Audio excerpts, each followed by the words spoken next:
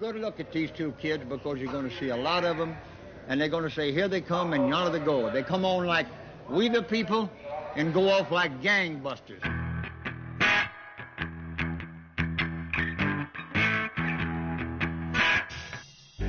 We fell in love immediately the moment we saw each other, and we were listening to a blues record at the 505 club that I operated, and he said, you know, what's this? And I said, it's Downchild Blues Band, a great, you know, local blues outfit. He said, blues, huh? I like this. And I said, John, you're from Chicago. Come on, you should know about, you know, the blues. It's the home of electric blues. You know, Muddy Waters, Willie Dixon. He said, well, I'm into heavy metal, man. I said, well, you teach me about heavy metal. I'll teach you about the blues.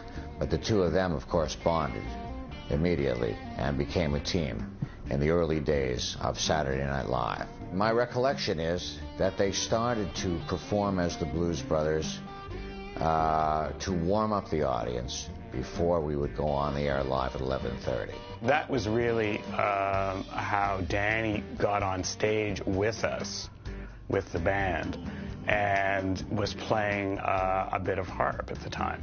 And I think John saw that, and he wanted to get in on the fun. The audience was unprepared for what fabulous live performers John and Danny were. This act that they started doing as a warm-up act on Saturday Night Live became so successful that eventually they figured out a way to actually do it as part of the show. Then we did King Bee on the show. We did King Bee as bees. There was a running gag on Saturday Night Live where the cast would dress in big bee costumes. They would dress as bees.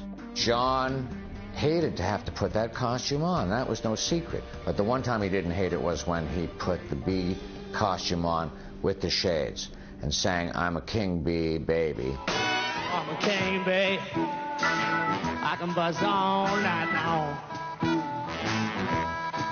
Well, I'm a king bee, baby. I can buzz all night long.